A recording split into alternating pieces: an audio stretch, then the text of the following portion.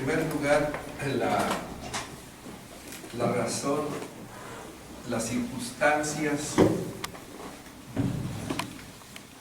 que originaron el que se fijara en estas fechas, el 25 de diciembre, el nacimiento, la celebración del nacimiento. Ahora, nosotros estamos acostumbrados a celebrar el nacimiento como un acontecimiento, como se da en todo el nacimiento del ser humano. Pero nosotros acá tenemos que primero reflexionar quién es el que está naciendo, porque no es un hecho simplemente histórico. Y por eso hay que ver las circunstancias en las que la Iglesia instituyó esta fiesta. Sabemos que ustedes ya lo han escuchado.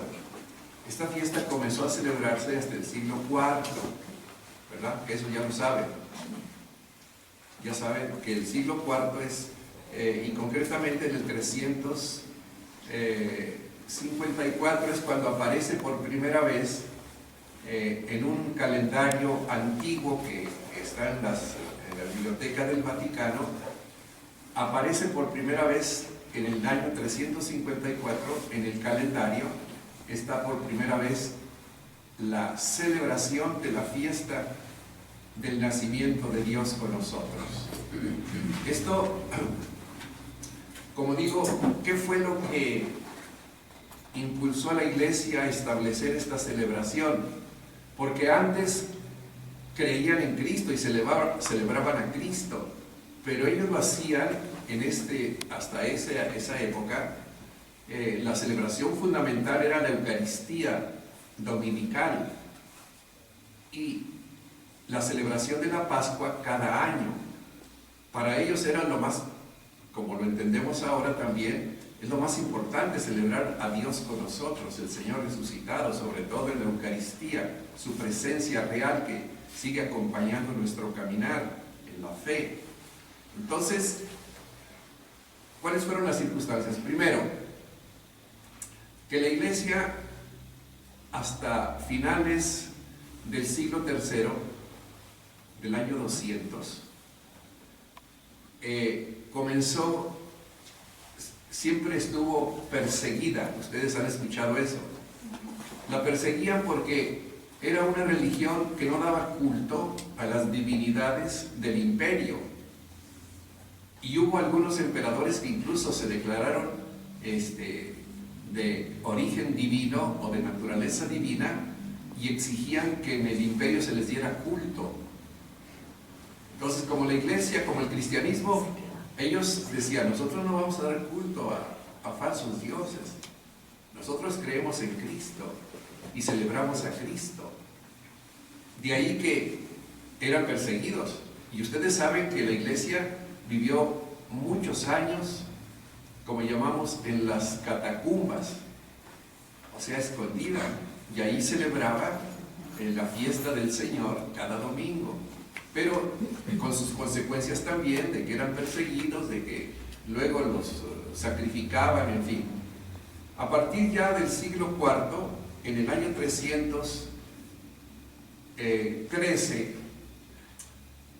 cuando Constantino es constituido emperador y se convierte al cristianismo a instancias y por la fe y el testimonio de su mamá, de su madre, que era Santa Elena de la Cruz.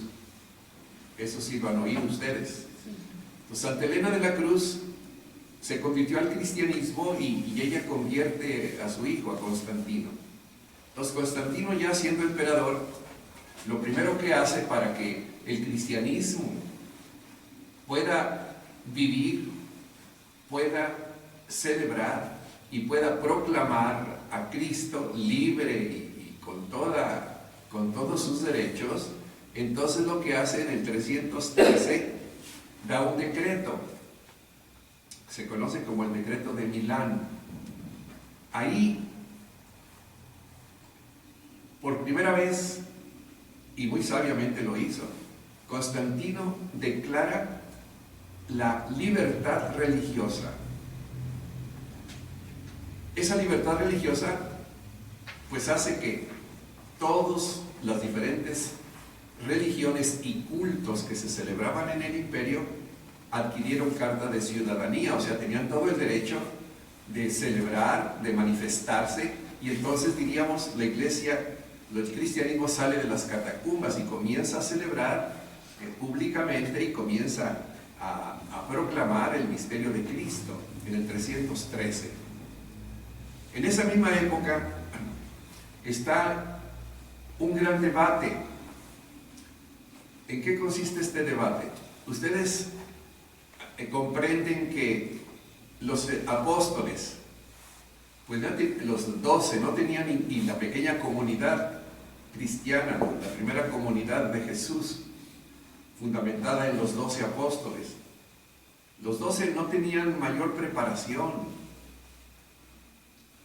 eran pescadores. Allí de los más preparados pues era Mateo, pero ese nomás sabía manejar el dinero, era el que recababa el impuesto para el imperio romano. Entonces, ¿pero qué los hizo tan fuertes y tan convincentes y que comenzaron a proclamar? Porque tenían la experiencia. Entonces, su gran anuncio era, y comenzaron a proclamar en Israel, que esperaban al Mesías, que eran creyentes, era el gran pueblo monoteísta. Los demás países de entonces eran politeístas, tenían diferentes divinidades. Decíamos que los apóstoles comienzan a evangelizar a su propio pueblo. Como era lógico, les digo, creían en Dios y esperaban al Mesías enviado por Dios. Y entonces ellos comienzan a anunciar, ese Mesías ya está aquí. Ese Mesías fue Jesús de Nazaret, que padeció, murió y resucitó, está vivo. Y ese era su gran testimonio. Por eso el anuncio, que es el querigma, que ustedes han oído hablar mucho del querigma. Querigma quiere decir anuncio, el anuncio fundamental.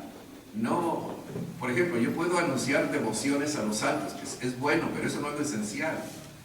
Devociones a algún santo en particular, la devoción a la Santísima Virgen. Pero ¿cuál es lo esencial? Lo esencial es la fe en Cristo, que desde allí se ilumina también lo que es la Virgen María y lo que son los santos, desde el misterio de Cristo. Entonces ellos, su anuncio era, Cristo resucitó, yo soy testigo de esa resurrección. Y era verdad. Entonces por eso no los detenían y los amenazaban las autoridades religiosas del pueblo de Israel, que no estuvieran anunciando eso. Bueno, entonces, conforme el cristianismo se fue propagando en el Imperio Romano, tanto en el Medio Oriente como en Occidente, hubo la necesidad de cambiar o de formular el mensaje, que ya no era para judíos, eran paganos. Y en el paganismo de la época, todo lo que implicaba el Imperio Romano, sobre todo ellos tenían la cultura,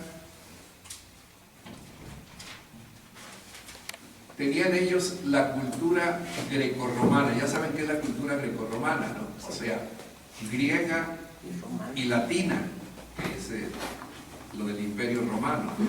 Entonces, la filosofía griega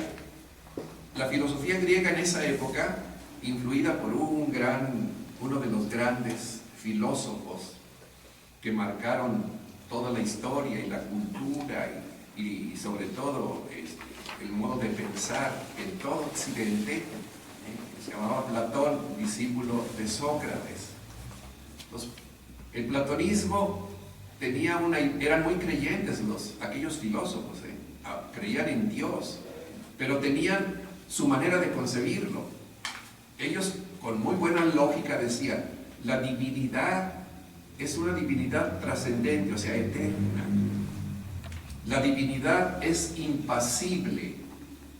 ¿Qué quiere decir eso? Que no puede padecer, no puede sufrir, porque es plenitud y está sobre todo y es el origen de todo.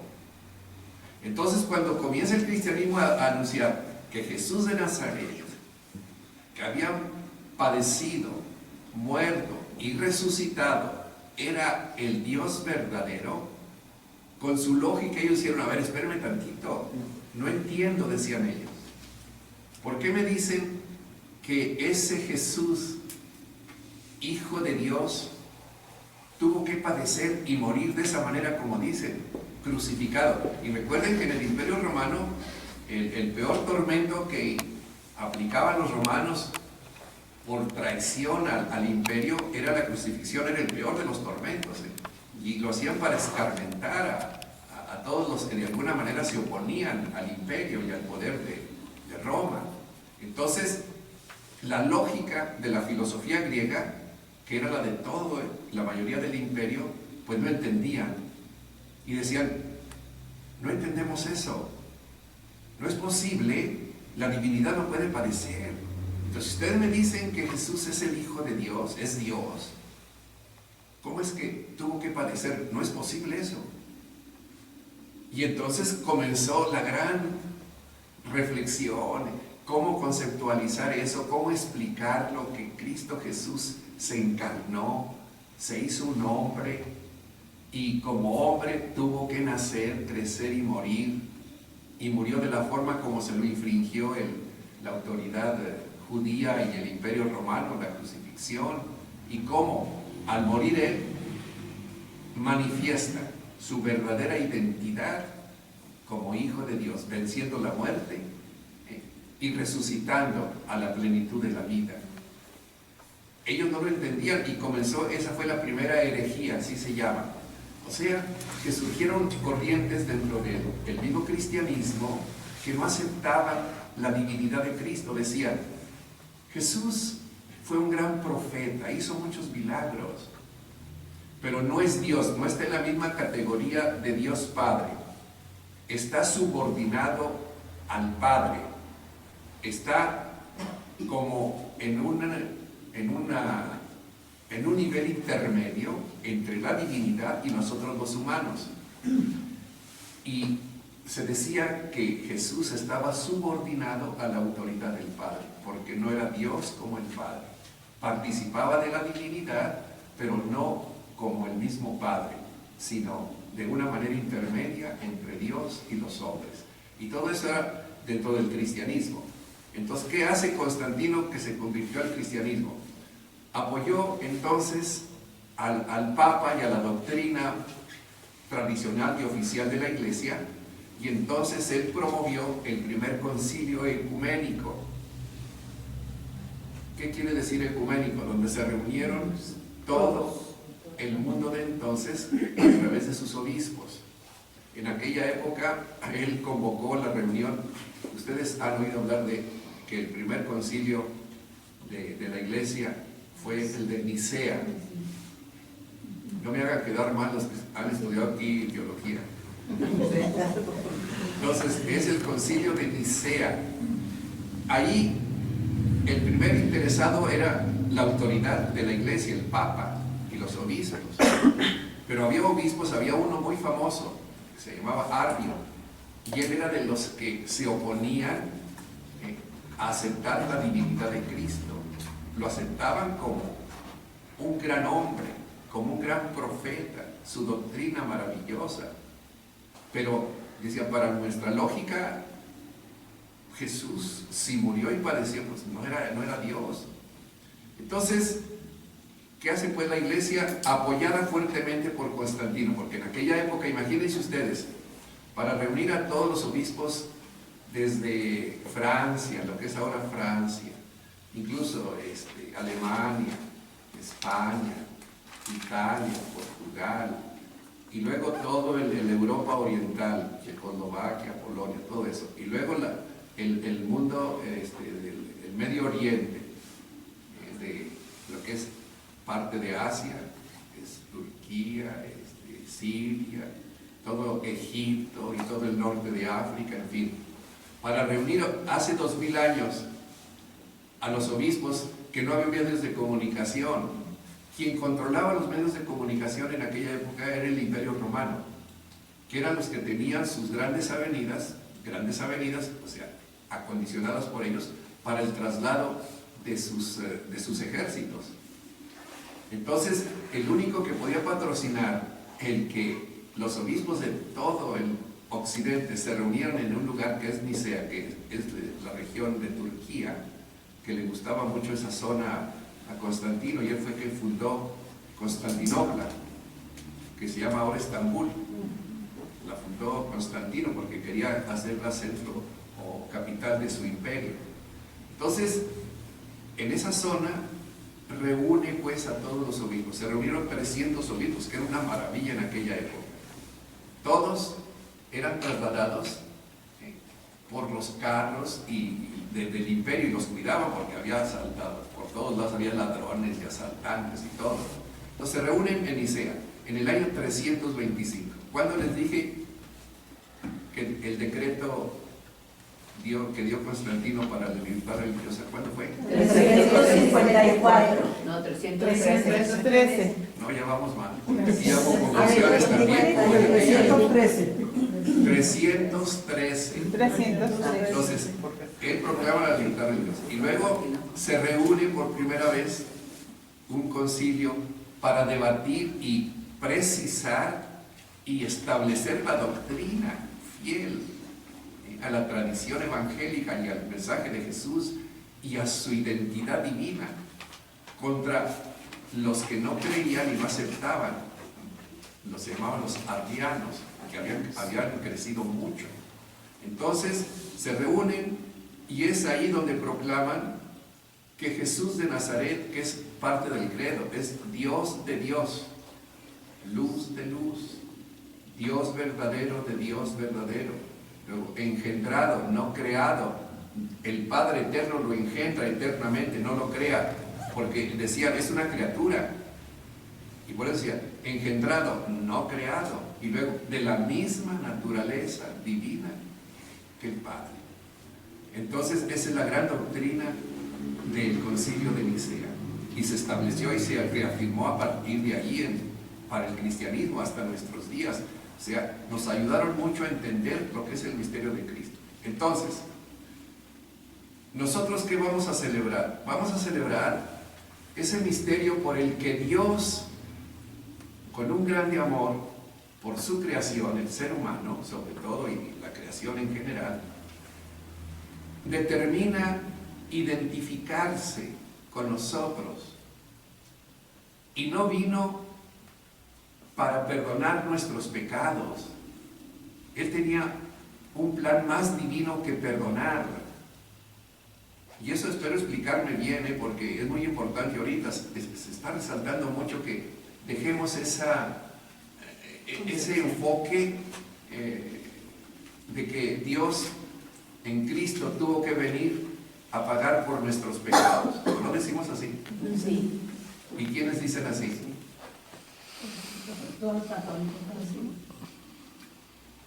Usamos mucho, y comenzando con los sacerdotes. Bueno, yo no dije que digo. Entonces sí, esta es nuestra manera, digo, y está implicado ahí lo que se llama la redención. Pero el proyecto de Dios no está basado en una necesidad de venir a salvar al hombre. Voy a tratar de explicarme mejor. Hace muchos años, cuando nos daban a los seminaristas los retiros espirituales, venía siempre un padre jesuita, que son los ejercicios de San Ignacio. ¿Se han oído hablar, verdad? ¿No han tomado ustedes los ejercicios ignacianos? Bueno, es todo un mes de silencio y reflexión. Entonces, él decía, cuando trataba lo de la encarnación del Hijo de Dios, decía, llegó un momento en que la Santísima Trinidad, reunida en consejo, las tres personas divinas, echaron una mirada acá al mundo, y el mundo era un despapalle. Imagínense en aquella época donde pues los valores estaban fundamentados en una pobre manera cultural de valorar al ser humano. Lo que más prevalecía era el esclavismo, la esclavitud. Ustedes saben que eso sería muy bueno para ustedes, que todos los ciudadanos romanos,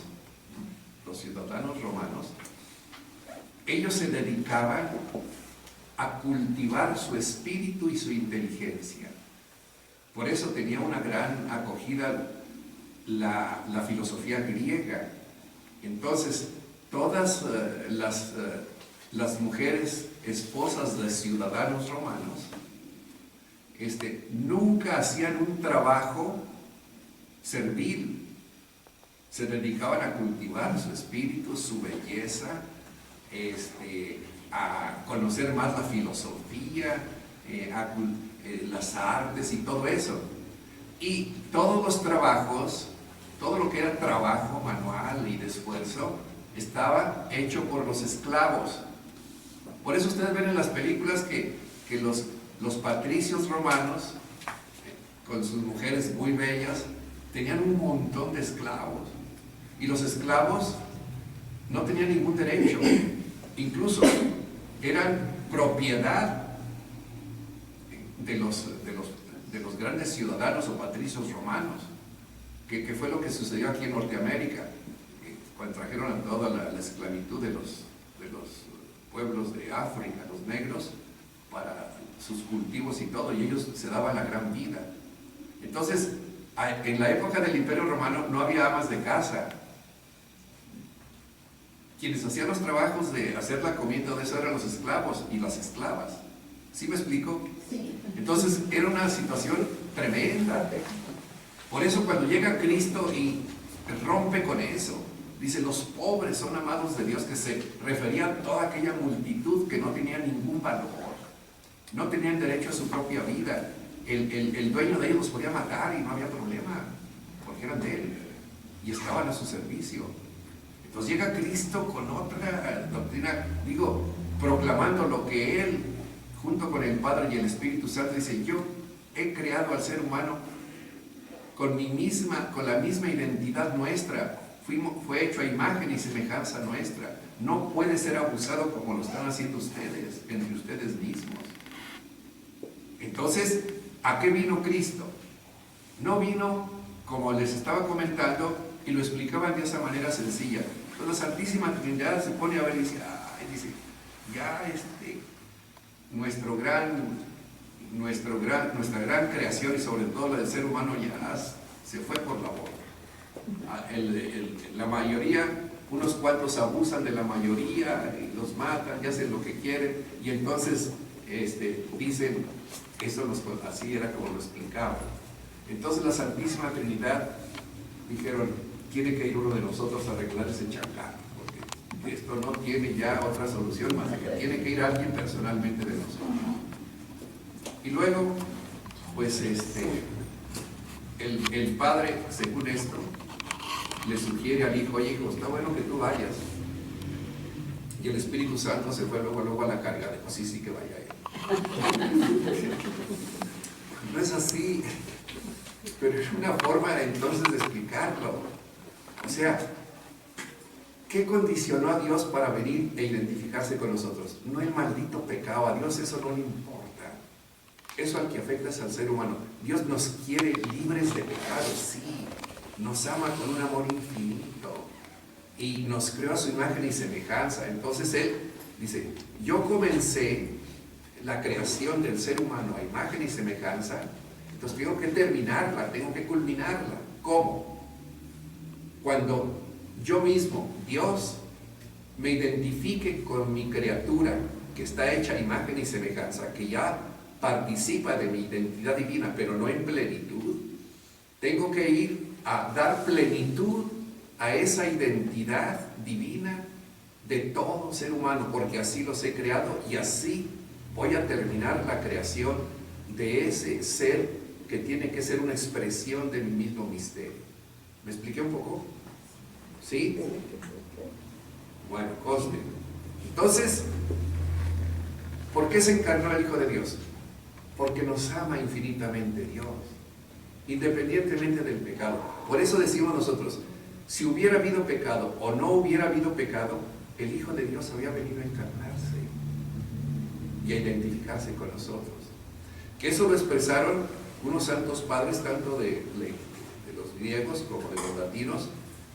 San Cipriano, uno de los grandes padres de la iglesia, de los primeros siglos, él dice: Dios quiso hacerse un hombre para que el hombre se hiciera Dios. Entonces, esto para la lógica de la filosofía es un absurdo. ¿Sí les queda claro eso? ¿Cómo que Dios se hace un hombre y el hombre se hace Dios? Dice, no, los dioses son dioses desde siempre.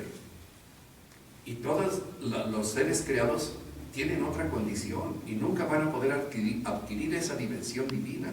Pues sí, eso fue lo que quiso Dios. Y ese es por lo que el Hijo de Dios, que es la segunda persona de la Santísima Trinidad, al hacerse un hombre, no deja su naturaleza divina, sigue siendo Dios, pero hace suya la naturaleza humana. Por eso decimos que la persona del Hijo de Dios posee dos naturalezas: la divina suya eterna y la humana que asume y la hace suya. Entonces, ¿qué pasa cuando el Hijo de Dios hace suya la naturaleza humana? ¿Qué pasa con esa naturaleza humana? A ver, ¿ustedes qué piensan? Pues la diviniza. Se diviniza, porque ¿quién la hace suya? Dios. Dios, el Hijo de Dios, hace suya la naturaleza humana. Entonces, esa naturaleza humana queda divinizada, sin dejar de ser naturaleza humana. Participa de la identidad y condición divinas, que es la resurrección. Aquel cuerpo sacrificado, aquel cuerpo traspasado, en fin, crucificado, ahora resucita en plenitud aquella corporeidad, porque el Hijo de Dios le participa de su identidad y condición divinas. Entonces, esa es la razón por la que vino. Y luego, después de San Cipriano viene San Agustín, que dice: Dios en Jesucristo quiso hacerse un hombre, repitió lo de San Cipriano, quiso hacerse un hombre para que el hombre se hiciera Dios. Así lo dice. Entonces, a ver, eso es lo que debemos de tomar conciencia ahora en la Navidad. Al celebrar el nacimiento, ¿qué objeto tiene el nacimiento de Cristo? No, pues sí, que la pachanga, y que, o sea, estamos jugando y estamos perdiendo el tiempo si no sabemos cuál es el contenido de esta celebración y por qué la Iglesia lo instituyó, para resaltar que Jesús de Nazaret, el gran profeta nazareno, el Galileo que fue crucificado y que murió, ese es el Hijo de Dios que ha vencido la muerte y se ha identificado en Él y por Él. Nuestro Padre Eterno y su Espíritu Santo se han identificado con lo humano, y lo humano, todos los humanos quedamos identificados con Dios. Esa es la salvación. La salvación no es simplemente rescate del pecado. Ahí va incluido. ¿Qué pasa cuando Dios diviniza nuestra naturaleza? Toda la porquería que no es divina pues desaparece. No sé si me explique. Pero ¿ese es el objetivo de venir a alabarnos? No. El objetivo es identificarse con nosotros. E identificándose quedamos liberados de todo. Y más que liberados, identificados divinamente con Dios en Cristo Jesús. ¿Cómo ven? Y por eso, esta es la doctrina cristiana. Esta es la salvación. Hay que entender que esa es la salvación.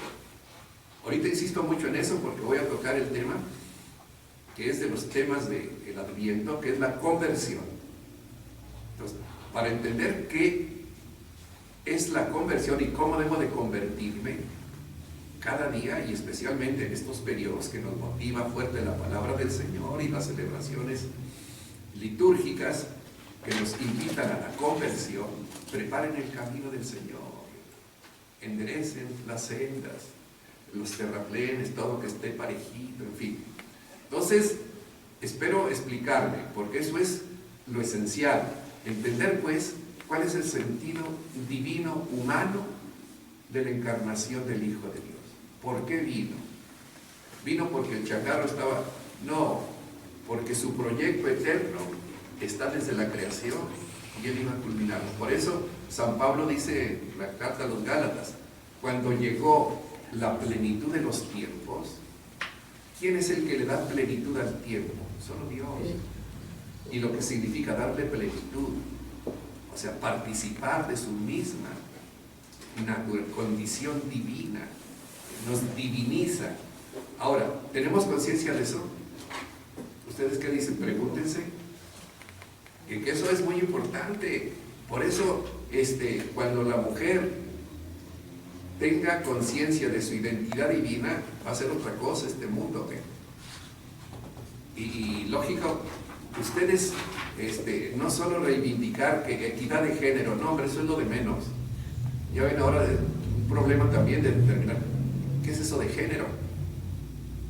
No, pero la identidad está sobre los géneros. ¿Sí me explico? Y entonces en la identidad, el ser hombre, mujer o otro tipo, como ahora se proclama y todo eso, que hay que respetar.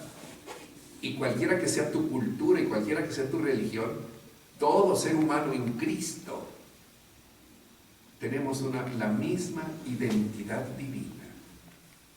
Y si eso llegábamos a valorarlo, este mundo va a ser otra cosa. Cuando todos sepamos, yo no puedo saber valorar a mi vecino, sino en la medida como yo me valoro. ¿Está claro eso o no? Entonces, si a mí me gusta que respeten todas mis cosas y todo, entonces sé respetar también al otro. Claro. Pero si yo no me valoro a mí mismo, me vale también el otro, y menos. Entonces, esta es la razón de ser de esta celebración, porque estamos fugándonos. Fíjense cómo ya el mundo pagano, que es pagano no es en sentido negativo, sino el pago, y ahí viene pagano, el pago es el pueblo. Entonces, toda la gente, fíjense cómo el consumismo ya se comió esta celebración.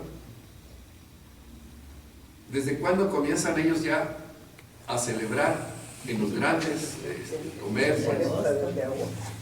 ¿Desde cuándo comienzan a celebrar ya la Navidad? Una cosa. Y comienzan a meter puro mugrero, no todo. Y ya lo metieron. Y entonces, ¿en qué consiste celebrar la Navidad? Pues en comprar, en regalar, que eso es bueno, pero es muy pobre al final. A los pobres niños ya los encajonaron por el consumismo. Hágale su cartita al niño Dios a ver qué le trae. El niño Dios no trae nada de eso.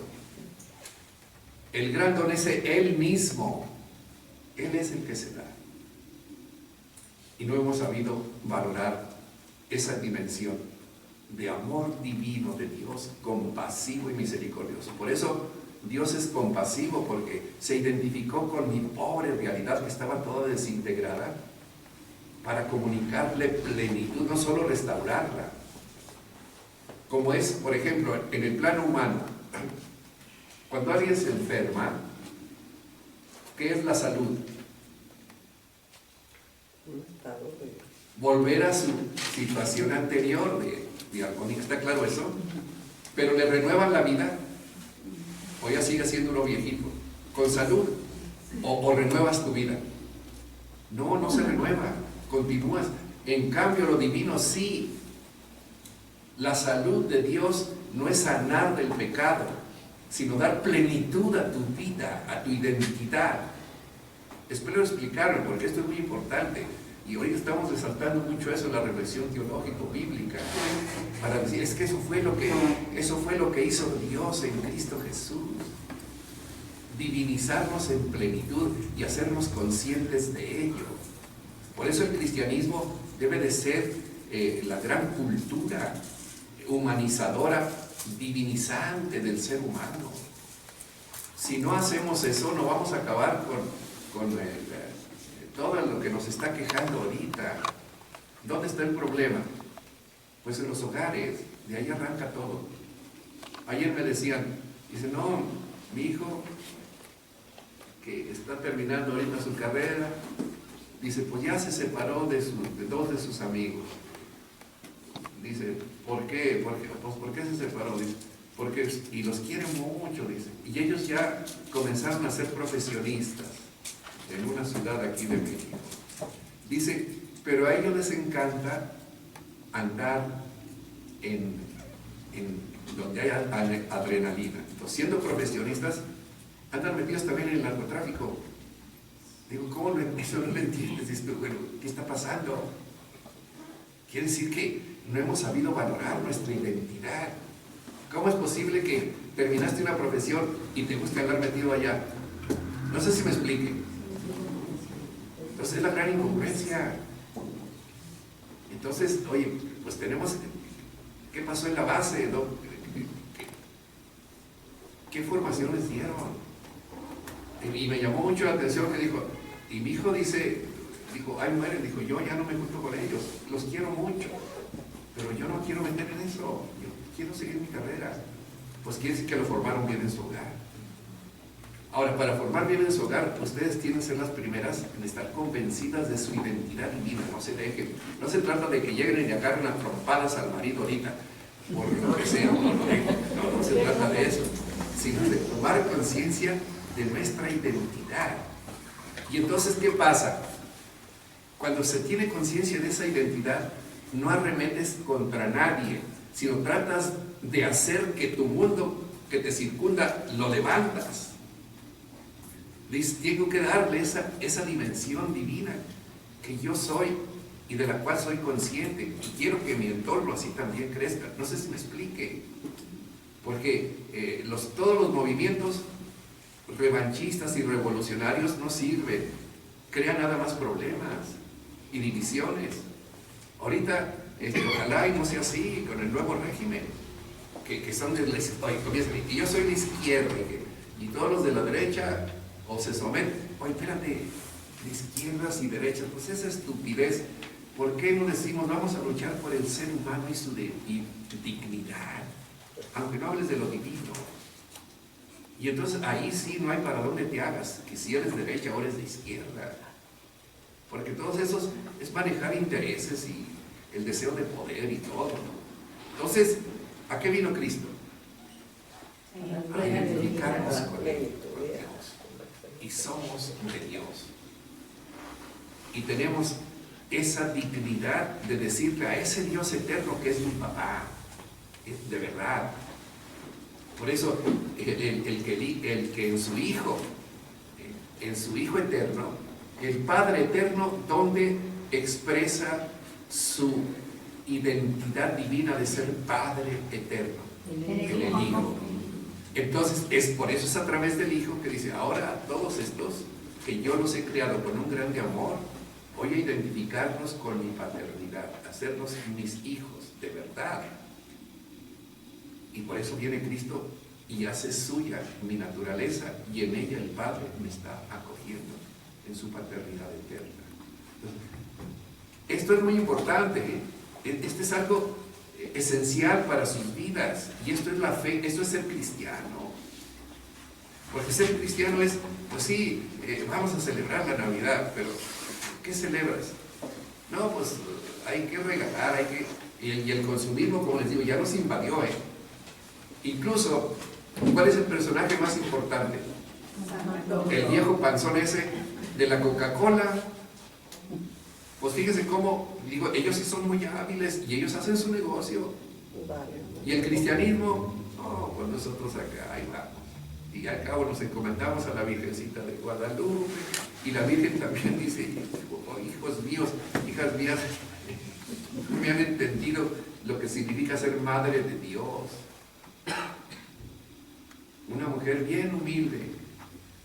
La Virgen Santísima, según la época, pues yo creo que ella no sabía leer, porque no les permitían, no tenían cultura, la mujer de aquella época, pero tomó conciencia de su dignidad divina, que la fue entendiendo conforme fue creciendo su propio hijo, y lo entiende plenamente cuando Cristo resucita, de que de verdad ella era la madre de Dios.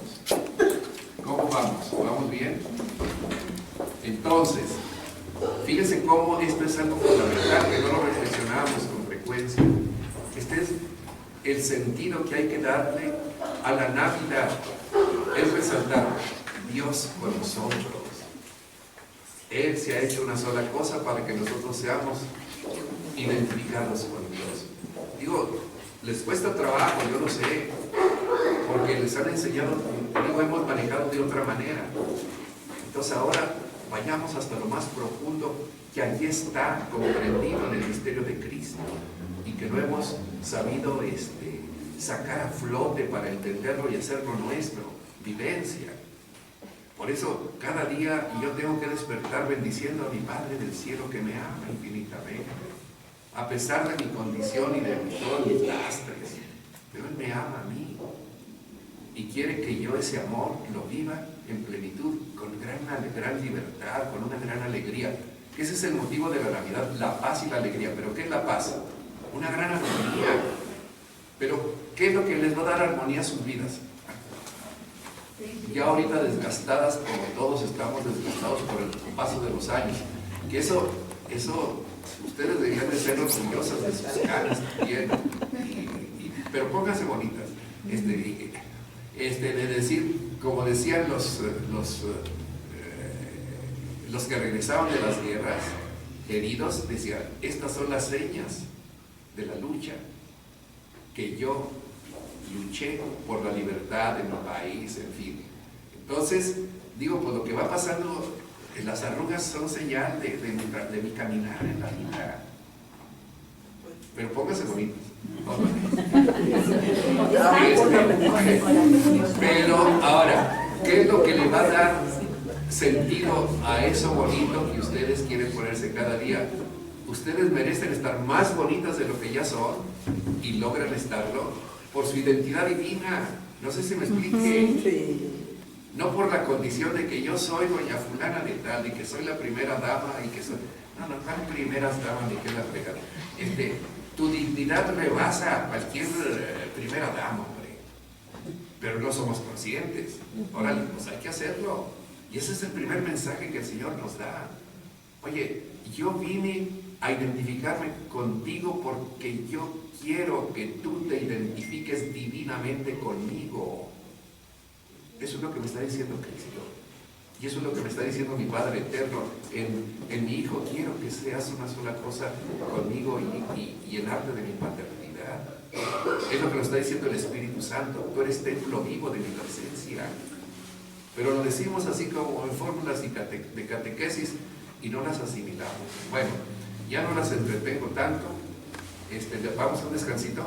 Sí. Todavía no. La única, fundamental y definitiva razón de la encarnación, fíjese bien, la única,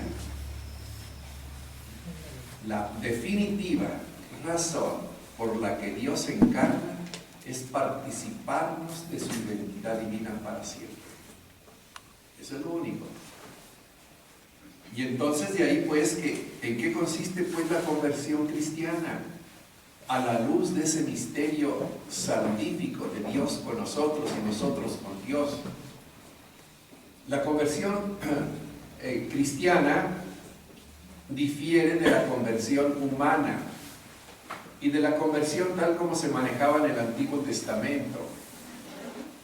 La conversión humana nace del complejo de culpa, porque aunque nadie conozca mis errores, mis caídas, mis debilidades, yo sí sé quién soy. Y siempre se crea el complejo de culpa, lo va uno arrastrando. Y entonces llegan estos tiempos donde sentimos la necesidad de un cambio. Todos queremos cambiar de alguna manera. Y antes se hacían propósitos, como también en Cuaresma. Y esa es la conversión humana, es una necesidad que brota de mi complejo de culpa. No sé si me explique. Entonces, digo, hasta los peores criminales no crean que no tienen complejos de culpa. Ellos tratan de evadirse de esos resentimientos o de esos complejos de muchas maneras. Entonces, ese es el deseo de conversión de todo ser humano en el plano nada más de su condición de criatura, de su condición de persona con todas sus limitaciones, errores y tonterías. Pero esa no es la conversión evangélica. Luego, ya en el Antiguo Testamento comienza la conversión. Pero la conversión es en razón de la ley del Antiguo Testamento, en razón de que tienes que, fíjense cómo los mismos mandamientos, que son formulaciones del Antiguo Testamento, que ya tienen ahí todo un valor trascendente, fíjense cómo todos son,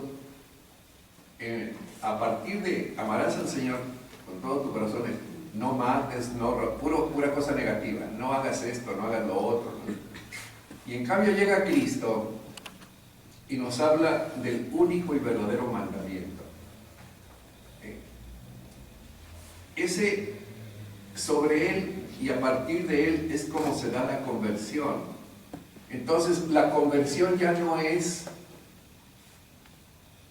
a partir de tu conciencia de pecadora, de pecador, decir voy a cambiar y voy a pedirle al Señor que me perdone, que me sane, que me libere. Esa no es la conversión que Cristo quiere. Que no parta de tus problemas y necesidades. La conversión no es de una situación de pecado a una situación de gracia. Esa no es la conversión que quiere Cristo. La conversión de Cristo no es que partas de tus pecados, olvídate de eso. La conversión es decir, Señor, tú veniste a identificarte conmigo y a identificarme contigo. Entonces, yo quiero ser eso. Esa es la conversión. Mi deseo de identificarme con Cristo como Él ya se identificó conmigo. De decirle, Señor, aquí estoy. Identifícame divinamente conmigo. Quiero ser en plenitud hija tuya y vivir esa dignidad y esa alegría y esa paz de saber que tú me amas. No que soy pecadora. Soy de lo peor, pero eso al final a Dios no le importa. Fíjense cómo Jesús fue fiel testigo de eso, de esa conversión. Acuérdense que le dijo, voy a comenzar por el acontecimiento así más difícil por la situación. ¿Se acuerdan de la mujer adúltera? Antes había mujeres adúlteras, no había hombres adúlteros y eran de lo peor. Pero ahí está como valoraban a la pobre mujer de entonces. Entonces, según la ley de Moisés, ¿qué pasaba con la pobre adúltera? La mataban y a pedradas, porque ni siquiera gastar en usar una espada, no, a pedradas. Entonces, así era, para que entonces pague por su pecado. Entonces llega Cristo, y acuérdense que le arrojan a la pobre mujer ahí a sus pies, y luego ya lo cuestiona. Mire, esta mujer fue captada en flagrante adulterio. ¿Tú qué dices? Y Jesús no les contestó nada, se agachó y comenzó a escribir en el piso. Y le siguen insistiendo, ¿no? Entonces ya se pone de pie. Jesús, así con toda su presencia divina e hijo del hombre, dice, a ver, si ustedes condenan con la muerte el pecado, el que esté limpio de pecado, que le tire la primera piedra.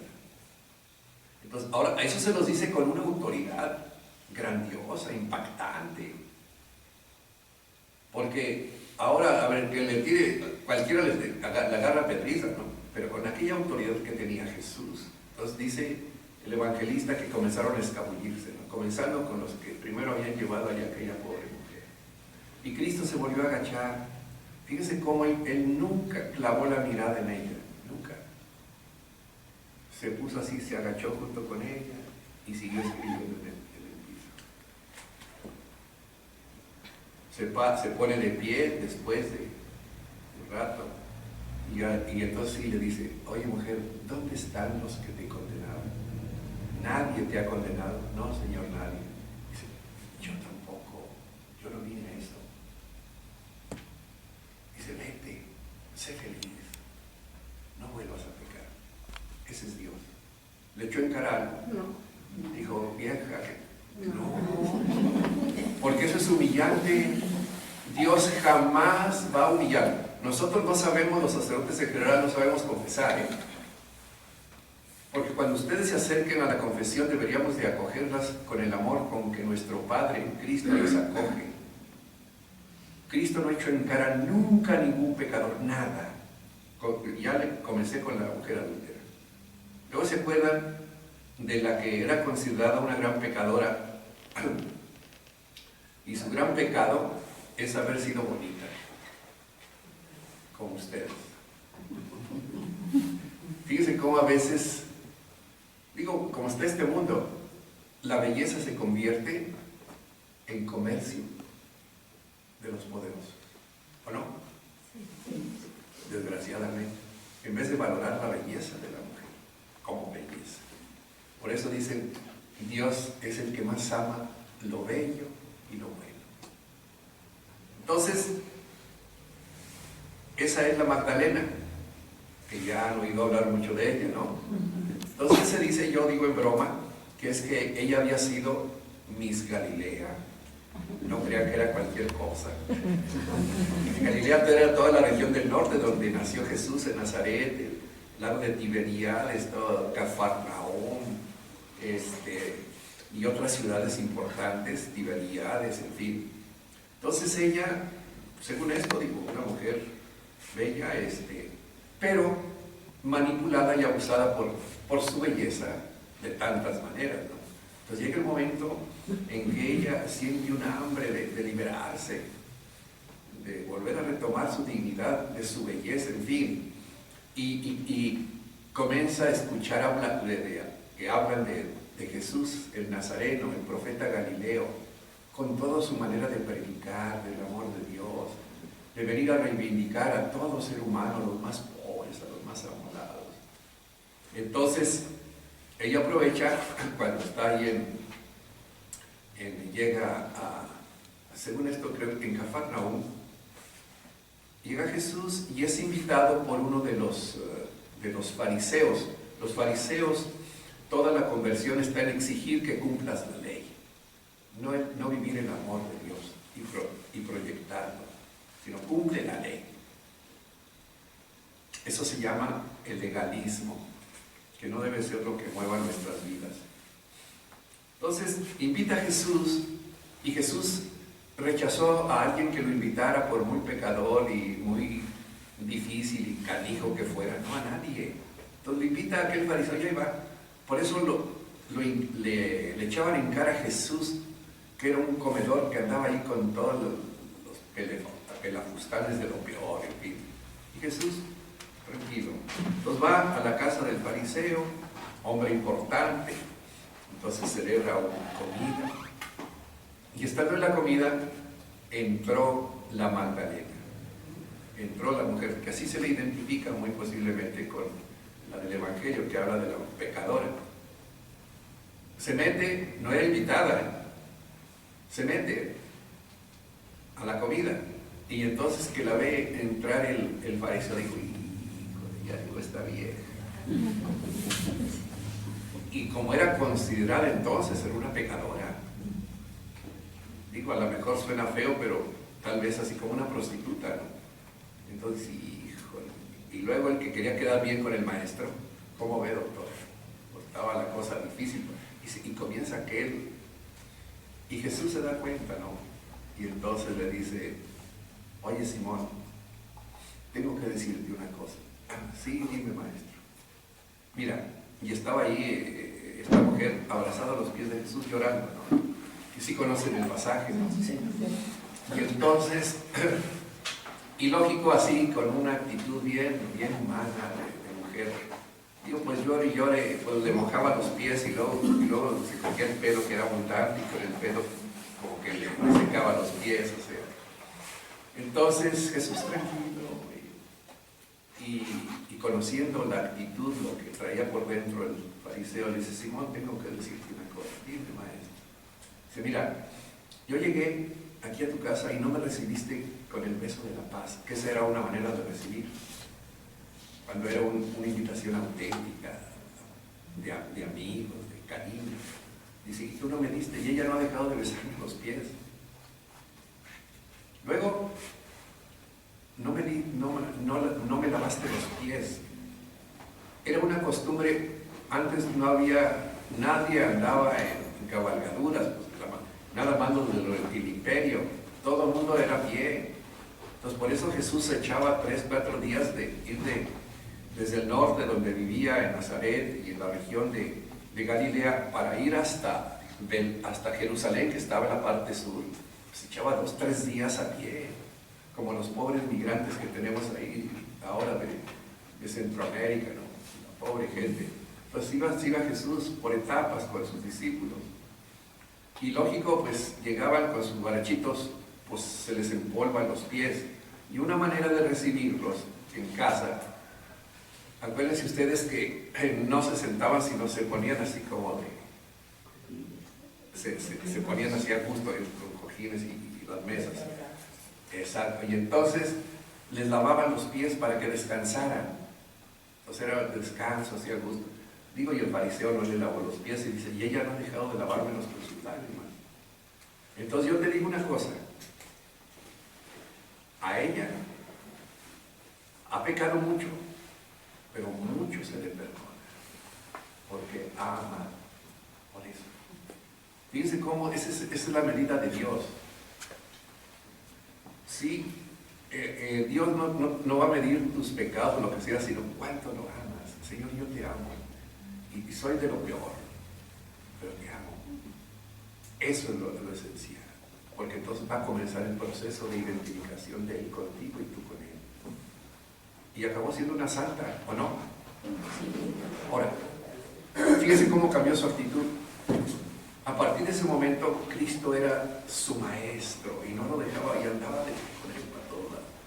Cuando matan a Jesús y lo depositan su cadáver en el sepulcro, ella fue la primera, acuérdense, que va al sepulcro con un amor infinito por su maestro, su Señor. Y fue la primer testigo del Señor resucitado. ¿Verdad? Que cuando le confunde a Jesús, que se hace presente, y ella postrada ahí, que no encontró el cadáver ya, ¿verdad? Y entonces comenzó a llore y ve una figura al lado, muy de mañana, y pensaba que era el encargado del área, el hortelano, y le dice: si tú te llevaste el cadáver, dime dónde lo depositaste. Y entonces Jesús, con el Señor resucitado, nomás le dijo: María. Y pegó un salto. María es el Señor, y se le aferra otra vez y dice: tranquila, espérate, ve, dile a mis hermanos que los espero en la que resucite. En fin, es la primera testigo.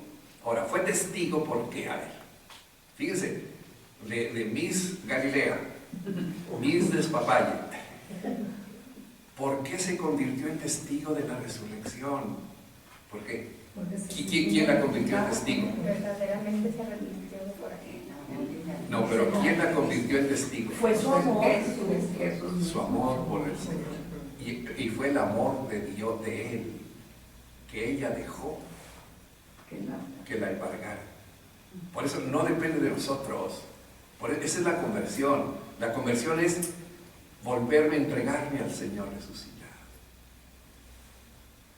¿Ustedes se han arrepentido ustedes de sus pecados? Sí, me van a decir: pues no es cierto.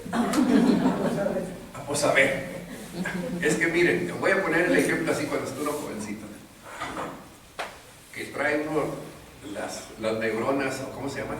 Sí. Las hormonas, y las neuronas algo alocado, y luego las hormonas a todo lo que da, es algo natural.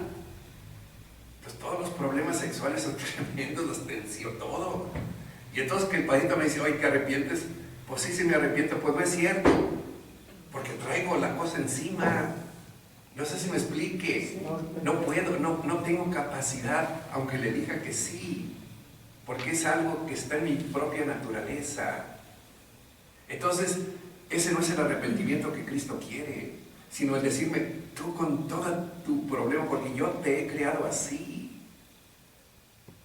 La hormona es para crecer luego en el amor a través de lo afectivo sexual y crear a la humanidad, familia, en fin, todo lo positivo que tiene. Entonces, yo te he creado así, y así es como quiero que tú te des a mí, yo me voy a encargar.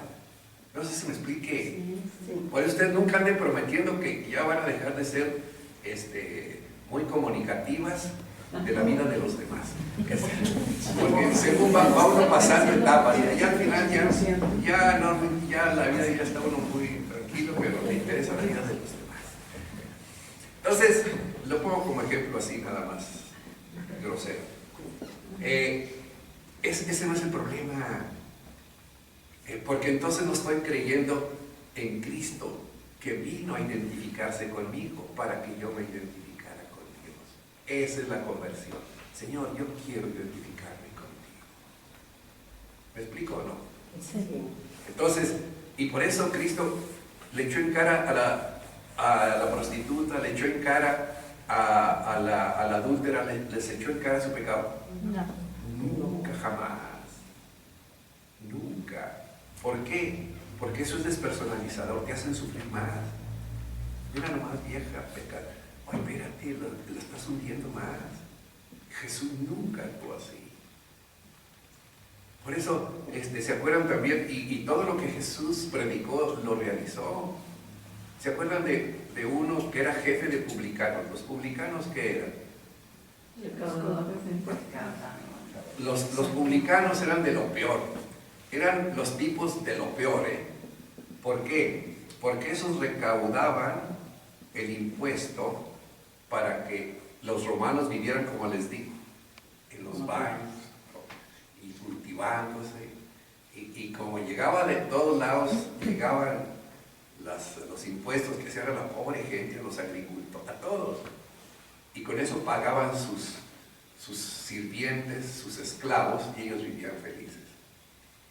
Y entonces, imagínense ustedes que el recaudador, o sea, los impuestos siempre a todos nos caen muy mal, ¿o no? Pagar impuestos, ¿sí? Por eso, siempre al ser humano le cae mal pagar impuestos. Pero luego, pagar impuestos a los que te están sojuzgando, pues es lo peor, que era el Imperio Romano. Entonces, judíos que estaban al servicio del imperio eran de lo peor, los más odiados. ¿Sí me explico?